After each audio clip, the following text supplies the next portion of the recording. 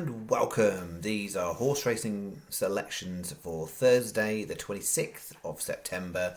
I am Flatcap Callum, and I'm hoping you are all very, very well. I'm also hoping this video works because I've done it once before and it didn't seem to save. So something's a bit glitchy in the system. So we're going to try and take two. So there was probably some incredible insight that I gave the last version of the video that you'll never see or hear again. Anywho, so we've got coming up for Thursday, just two horse. I'm a two horse man on Thursdays, two horses for Thursday. Before we do that, let's go through the drivel that was Wednesday selections. Yes, I got my arse handed to me by the bookmakers on Wednesday.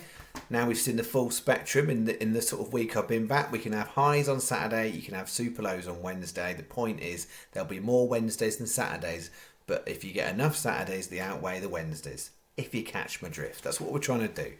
If you can't deal with days like Wednesday, this ain't the gig for you, right? If you want to go find, there's plenty of people out there that, give you a horse in every single race and you can have, bunches of winners every single day. If you get your kicks from that, then that's fine. Whether you'll make a profit, that's an incredibly debatable thing. But if you want to find people like that, there's plenty of them out there. So you can go do that if you like winners every day. You're not going to get winners every day from me. We're trying to aim to win in the long term. That's a hard gig to do. So that's what we're trying to do. So I am sorry it didn't go so well on Wednesday. At the same time, you just got to get a bit ardent to it, and if that's not for you, then I completely understand. So where did it go wrong? Everywhere. Close but not close enough, really. That was the problem there. That Bustleton never really got into it. I mean, brilliant performance from Flooring Porter. Absolutely smashed them to pieces. And I think Bustleton, in the end, I think the ground was probably a bit too bad for it. So it was a bit of a shame because he didn't even get run for her money there. That wasn't close enough.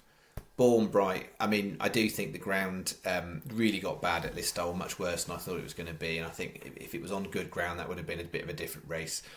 The horses that ran on the wide outside are the ones that prevailed in the end, and any horse tried to cut up on the inside to the shorter distance found the worst ground and had a bit of a problem. So that wasn't good. And then Asmund got caught up with the pace, and they went too fast. And the first 5 home were all closers, and the next couple through were the horses at the front. So closers won out there, and high draws, generally speaking, what did it on that race for Redcar. So nothing back on the main bet, and it wasn't much prettier at Kempton either. So placed, I think, at 18s, no good, and then we had 5th, 6th and 7th. So no return on that one. It was a bit of a 3-year-old kind of a gig at Kempton. So if you looked at the handicaps at Kempton, where 3-year-olds were eligible in open company with older horses, where there was 3-year-olds, they won all the races. It was like 3 of them.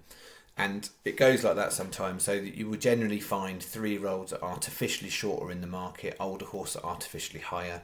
I will always, 98% of the time, that's not a true statistic by the way, but generally speaking, I will generally go for older horses over 3-year-olds in open handicap, because they are priced up with a slight bias in the fact that a 3-year-old has got more opportunity to improve, whereas if you look on bare form, you will get more value, usually speaking, with the older horses. And that's generally the way I do things. So as far as Thursday goes, so that was 19 on a 0 back, so we're minus 21 for the week. Up at 181 last week, minus 21 this week, so what's that, like 160 up since we've been back. So Wednesday pales as significance to Saturday. We just don't want a load of Wednesdays in a row now, do we?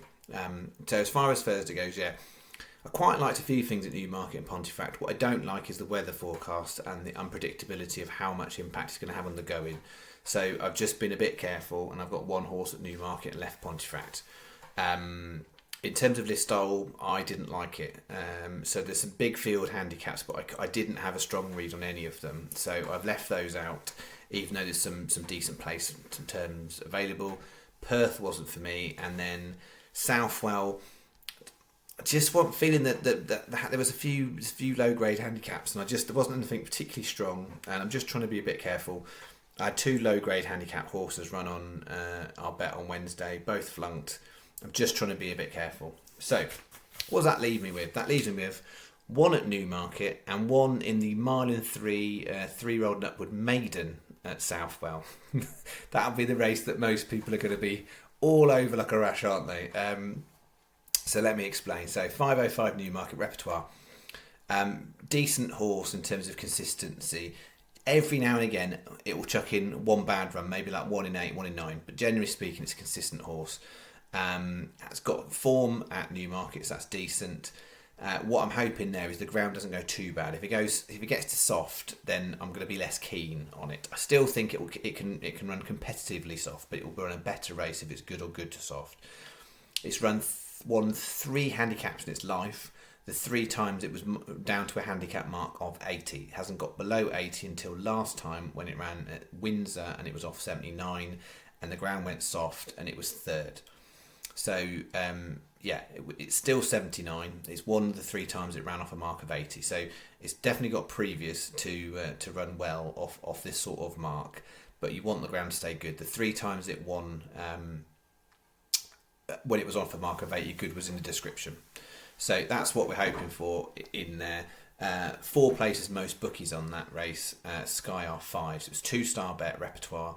And then the 5:30 Southwell. So why am I telling you Urban Hydrangea at 66 to 1 is a 3-star bet? Well, so some will get in with this and some will probably just skip it. But yeah, if you've been here for a long time, you know it works. Like sometimes people can't understand these things. How do you put it in there? But what I'm trying to do since I've come back, I'm doing less selections, trying to give you a little bit of explanation each time. I can't give you the full explanation because I'll be here all night. But Urban Hydrangea. So that race. You've got 2 horses top of the market, both run 5 times, both trying to get the maiden tag off the back. They've got some seconds to their names. On paper, they have got the best form. The 2 of those have got the best form. They are also the most exposed horses in the race, and they still haven't managed to get their head in front. So they are taking up quite a lot at the top of the market, and then it's a bit of a who's going to come third game as far as the betting market goes. So it's actually got pretty decent structure to it. You've not got an odds and favourite, but you've got 2 shorties, meaning there's a lot of prices, big prices further down the line. If you look on the form of the horses that have run, the last performance of Urban Hydrangea, what is the best piece of form on offer outside the top 2 in the market? And arguably, if you look at the weight adjustment for the fact that Urban Hydrangea is a filly running against not all but quite a lot of boys, but the top 2, it's getting weight from both of them too. And if you actually look at weight adjustments for performance, I don't actually think it's much behind those 2, and arguably because the first time it ran an absolute no race, if it comes on at all from that second race, I think it could be competitive with the front 2. So I think it's massively overpriced for actually its chances of being in the frame. You've got Darren Keenan riding for John Gallagher. He's got a pretty good rate. He's not a prolific scorer from a jockey's point of view, Darren Keenan, but actually for John Gallagher he does quite well. And you'd be in profit if you backed him every single time to the nose riding for John Gallagher. But it is one of those races. It's going to be, who actually cares about the prize money for third, and giving their horse the full effort versus actually who's in there trying to get some sort of handicap mark that's realistic for their horse to be competitive on. That's the challenge you got in a race like this. I'm more interested in the race being a 3-year-old and upwards rather than a 2-year-old as well, because a lot of them have got question marks, more so because of why they didn't run at 2 and that kind of stuff. So yeah, the horse has run twice at Kempton. Will it transfer to Southwell? Well, let's see. In terms of the obvious third favourite, it's the unraced horse, but it doesn't have any breeding to really suggest that all weather's going to be its thing. So I wouldn't be strong on that one. And if you're going to get about 10 to 1, which is what it is the night before, not for me. So very, very clear choice, Urban Hydrangea. It came out 3-star because the price is so good on it. And yeah, I'm absolutely happy to roll the dice on that one. So 75p each way double is the bet. That's the main bet. 75p each way single on repertoire, and £1 each way single on Urban Hydrangea at 66s. Sky are best because you can get 5 places there. Most bookies are 66 on that horse. £5 is the bet. Right, that's me. I'll be back on the next video for the very long ramble video, because that's the weekly ramble video. As far as this one goes, this was longer than I thought it was going to be, so sorry about that. Hopefully it saves this time. Alright, thank you very much. Have a good day. See you on the next one. Bye bye.